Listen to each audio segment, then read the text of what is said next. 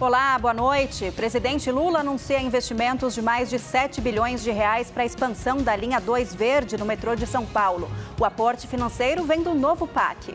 Supremo Tribunal Federal determina que governo garanta atendimento no SUS para pessoas trans e estabelece que escolas adotem medidas para combater a homofobia. E você vai ver também. Força Aérea Brasileira segue combatendo os incêndios no Pantanal, agora com reforço do maior avião produzido na América Latina. Quadrilha tenta assaltar casa em região nobre de São Paulo, faz refém, mas é presa depois de intervenção da PM. A vítima passa bem.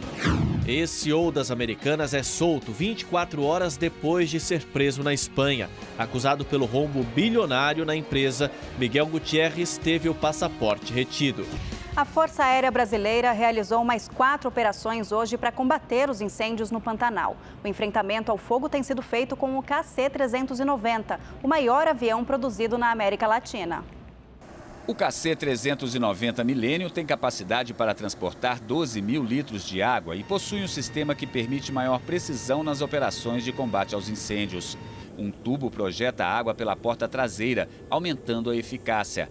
A aeronave também tem melhores condições para voos em baixa altitude, com menor velocidade e altas temperaturas. A utilização do KC-390 começou ontem e neste sábado foram programados 4 voos. A operação foi concentrada na região da BR-262, próximo ao chamado Buraco das Piranhas. As chamas já destruíram 700 mil hectares da vegetação no Pantanal, o equivalente a 4,5 vezes o tamanho da cidade de São Paulo. O governo de Mato Grosso decretou estado de emergência por causa dos incêndios. Hoje também, mais de 80 agentes da Força Nacional de Segurança chegaram à região para ajudar nos trabalhos. Começamos aqui com 42 homens da Força Nacional do Banhado. E depois recebemos um reforço do Rio Grande do Sul de mais 40 bombeiros que chegou com mais 10 viaturas e um caminhão de material. É uma experiência ímpar porque o Pantanal tem um incêndio diferenciado nesse estado. A gente trabalha em vários estados e percebe que o incêndio florestal de Pantanal é de difícil acesso. Muitos não conseguem chegar de viatura nem a pé, tem que ser voando com algum tipo de aeronave. E uma pesquisa do Datafolha revelou que a população mais pobre, negra e com menor escolaridade foi a que mais sofreu perdas de patrimônio e de renda nas enchentes do Rio Grande do Sul. O levantamento ouviu quase 600 pessoas, todas vítimas da tragédia no estado. Nas cidades atingidas pelas inundações, quase metade das famílias que ganham até 2 salários mínimos perderam casa, móveis, eletrodomésticos ou próprio sustento. Já entre aquelas que ganham de 5 a 10 salários, só 13% relataram algum tipo de prejuízo. 52% dos pretos disseram ter tido algum tipo de perda com as enchentes. Entre os pardos, 40% responderam que tiveram prejuízo. A população branca das mesmas cidades que relataram alguma perda material ou de renda foi de 26%. Já entre os entrevistados com os menores níveis de escolaridade, 46% relataram perdas. Segundo a pesquisa, é uma diferença de 20 pontos percentuais em relação àqueles que têm nível superior. O levantamento ouviu 567 gaúchos sobre os efeitos do que é considerado o maior desastre climático na história do estado. O presidente Lula cumpriu hoje uma extensa agenda nas zonas leste e sul da capital paulista. Ele anunciou investimentos nas áreas da educação e da mobilidade urbana. Acompanhado da primeira-dama Janja da Silva, do vice-presidente da República, Geraldo Alckmin, ministros e dos pré-candidatos à Prefeitura de São Paulo, Guilherme Boulos e Marta Suplicy, o presidente Lula anunciou quase R$1 bilhão em recursos para a expansão e a consolidação de universidades e institutos federais em 40 municípios de São Paulo. Entre eles estão os campi Zona Leste da Universidade Federal de São Paulo e dos institutos federais Cidade Tiradentes, também na Zona Leste e do bairro Jardim Ângela, na Zona Sul da cidade. Nós queremos formar cidadãos, porque esse país não pode ser eternamente um exportador de commodities. Esse país tem que ser um exportador de inteligência, de conhecimento, e por isso nós precisamos garantir educação de qualidade para as crianças desde o primeiro ano do ensino fundamental ou da creche. Lula também disse que terá investimentos para a construção de 2 hospitais universitários e ressaltou que a possibilidade de ascensão social se dá por meio da educação. Eu só ficarei sossegado o dia que a gente tiver um país em que as crianças disputem uma vaga na universidade, não pelo berço que nasceram, não pelo hospital que nasceram, não. O Estado tem que garantir à filha mais humilde de uma empregada doméstica o direito de entrar na universidade que vai estudar. O filho da patroa, se ela for universidade pública, tem que ser igual para todo mundo. O que é que eu quero? Eu não quero tirar dela, eu não quero tirar de ninguém. Eu não quero que o filho mais rico deixe de estudar para o pobre estudar. Não é isso que eu quero. O que eu quero é apenas igualdade de oportunidade. Apenas igualdade de oportunidade. Durante a agenda, o governo anunciou ainda investimentos de 7,2 bilhões de reais do novo PAC para a expansão da linha 2 verde do metrô da cidade de São Paulo. Serão 14 quilômetros de extensão da nova linha que vai interligar a capital paulista à cidade de Guarulhos. O PAC também contemplará a expansão da linha 5 Lilás do metrô, que deve ganhar 2 novas estações em São Paulo, indo até o Jardim Ângela, zona sul da capital paulista. A obra vai custar mais de 1 bilhão e 700 milhões de reais, com previsão de entrega em 2028. A gente aqui hoje ia assinar o contrato da estação do metrô para chegar aqui. Mas o prefeito que nos deu o terreno não veio e o governador. Então a Caixa Econômica Federal e o ministro da cidade resolveram não assinar, porque é importante a gente fazer isso junto com o governador e com o prefeito do estado. Porque para nós, quando a gente quer fazer investimento, quando a gente quer fazer crédito, a gente não se preocupa de que partido é o governador. A gente se preocupa se o povo daquele estado, se o povo daquela cidade precisa das coisas que a gente faz. Trazer o metrô para cá é uma necessidade. E o governo acionou a bandeira amarela para tarifas de energia elétrica para o mês de julho. Com isso, o preço vai ficar mais alto para as famílias e também para as empresas. Esse aumento na conta não era aplicado desde abril de 2022. O valor será de R$ 1,88 a cada 100 kWh. A Agência Nacional de Energia Elétrica, a ANEEL, explicou que os fatores que levaram à adoção da bandeira amarela são a previsão de chuvas abaixo da média no segundo semestre e temperaturas acima da média no inverno, o que leva ao uso mais frequente de aparelhos para amenizar o ambiente. 4 criminosos invadiram uma casa de luxo na manhã de hoje na zona oeste da capital paulista. Um deles resistiu à prisão. Agentes do Grupo de Ações Táticas Especiais tiveram que negociar a rendição dele. 3 homens se entregaram logo depois da invasão. Eles foram detidos pelos policiais da Rota, a polícia de elite de São Paulo. Todos já têm passagem por roubo e assalto. Mas o 4º integrante da quadrilha resistiu à prisão. Ele transformou um dos moradores em refém e o levou para o banheiro de uma das suítes da casa. Policiais do GAT foram acionados e iniciaram a negociação. Quem está na voz sou eu agora aqui, ó. Oi.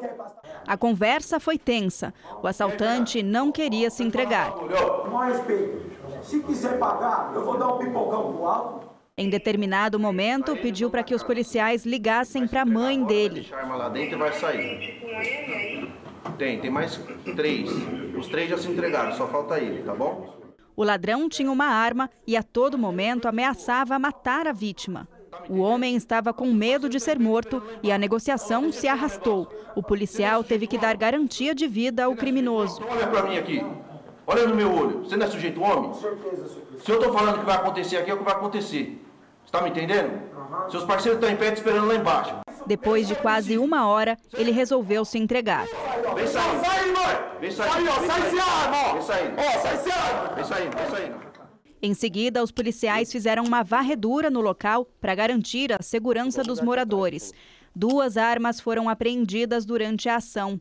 Os assaltantes vão responder por invasão à residência e formação de quadrilha. O Supremo Tribunal Federal determinou que o governo garanta atendimento a pessoas trans no Sistema Único de Saúde. Os ministros também estabeleceram que escolas públicas e privadas adotem medidas para combater o bullying machista e homotransfóbico. As duas decisões foram tomadas pelo STF em plenário virtual, quando os ministros registram o voto no sistema sem discussão. Os julgamentos terminaram à meia-noite desta sexta-feira. O STF determinou que sejam incluídas no Plano Nacional de Educação orientações pedagógicas com informações para combate a discriminações de gênero e orientação sexual. O conteúdo e a metodologia deverão ser adaptados aos diferentes níveis de compreensão e maturidade dos alunos, de acordo com as faixas etárias e ciclos educacionais. A escola é um espaço de socialização, no qual crianças e adolescentes aprendem a conviver com pessoas diferentes delas, para aprenderem o mais básico dever social, o respeito às diferenças, ou no mínimo a tolerância a outras pessoas no exercício de sua liberdade.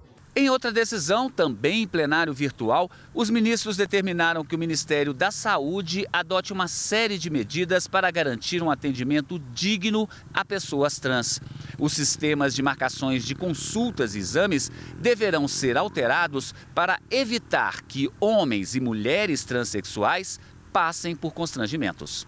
Segundo a decisão, os procedimentos oferecidos pelo Sistema Único de Saúde deverão ser marcados independentemente da identidade de gênero adotada.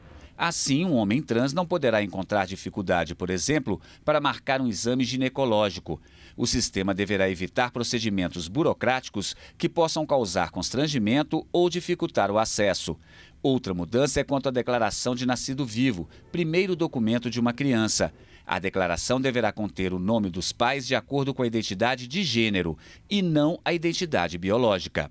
O Ministério da Saúde deverá comunicar às secretarias estaduais e municipais os ajustes feitos no sistema e dar assistência para que sejam feitas mudanças nos sistemas locais. O acesso da população trans a um sistema igualitário é essencial porque as pessoas precisam marcar consultas com especialistas e não podem ter, dentro do sistema de agendamento, uma barreira.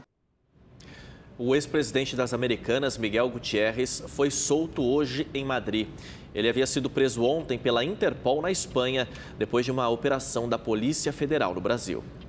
Gutierrez, que tem cidadania espanhola, passou por uma audiência de custódia e em seguida foi colocado em liberdade. Ele vive no País Basco desde que o escândalo das Americanas estourou em janeiro de 2023 aqui no Brasil. Os nomes dele e o de Ana Cristina Ramos Saicali, outra executiva envolvida no escândalo, chegaram a ser incluídos na lista vermelha da Interpol. Saicali, no entanto, continua sendo procurada. A fraude descoberta no ano passado consistiu em maquiar os resultados financeiros da companhia para valorizar artificialmente as ações na Bolsa de Valores. Com os números manipulados, segundo a PF, os executivos recebiam bônus milionários por desempenho e obtinham lucros ao vender as ações infladas no mercado financeiro. Em nota, a defesa de Gutierrez disse que ele jamais participou ou teve conhecimento de qualquer fraude. Disse ainda que vai se defender do que chamou de delações mentirosas e que vem colaborando e prestando esclarecimento às autoridades brasileiras e internacionais. E domingo é dia de Fórmula Truck aqui na Rede TV.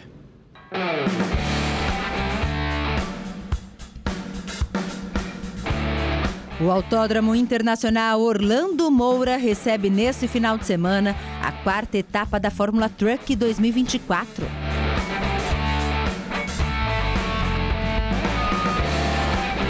Serão 44 caminhões inscritos na pista, transformando a corrida do domingo em recorde. Esse é o maior grid do mundo na categoria.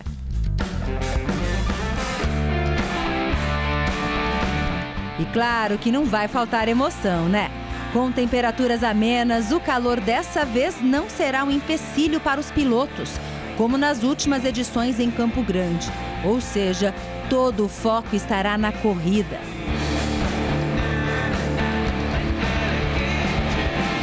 Na eletrônica GT Truck, a liderança segue com o experiente Pedro Mufato, que soma 230 pontos. Na cola vem Rafael Fleck, com 180, e Túlio Bendo, com 160. Já na categoria F-Truck de bomba injetora, Márcio Hempel tem uma distância maior na liderança. O curitibano soma 220 pontos. Gilmar Antônio vem na vice-liderança com 145. Carlos Eduardo Conce e Giovanni Ferreira estão empatados na terceira posição com 90 pontos. Você vai acompanhar tudinho de perto, ao vivo, a partir do 12h45, aqui na Rede TV. Não perca! Vamos falar de São João agora, olha só. Assim como as escolas de samba, as quadrilhas juninas do Nordeste carregam temas sociais que fazem o público refletir. Os passos sincronizados reforçam a cultura das quadrilhas juninas. Para enriquecer o espetáculo, os brincantes usam teatro, poesia e a rima. Falam de assuntos sérios, sem perder a essência da festa. Temas como tráfico de pessoas, exploração sexual e trabalho escravo foram contados de uma forma lúdica. Que infelizmente é uma realidade que ainda assola o nosso país. E através da arte, da quadrilha junina, de maneira lúdica, a gente faz essa denúncia e esse alerta. Adereços e figurinos também ajudam a repassar o recado. Tudo em perfeita sintonia ao comando do marcador, uma espécie de regente. Canta, minha junina! Essa junina, por exemplo, fez um alerta sobre a violência contra as mulheres. Entendeu? Porque você sabe que a mulher ela sofre muito assédio, entendeu? A gente tem que valorizar nossas mulheres. Assim como as escolas de samba no carnaval, as quadrilhas juninas estilizadas ganham espaço também pela TV. São avaliadas por jurados e os brincantes levam a sério essa paixão, que começa a ser pensada com meses de antecedência. E é um prazer de sonho realizado, de satisfação e de dever cumprido, é claro. Além de dança, cores e brilhos, as quadrilhas juninas abordam temas atuais, sem fugir à tradição, para divertir e fazer o público refletir. Adoro, gostei, acho bonito. E o Rede TV News fica por aqui. Uma boa noite para você e um bom fim de semana. Um ótimo domingo.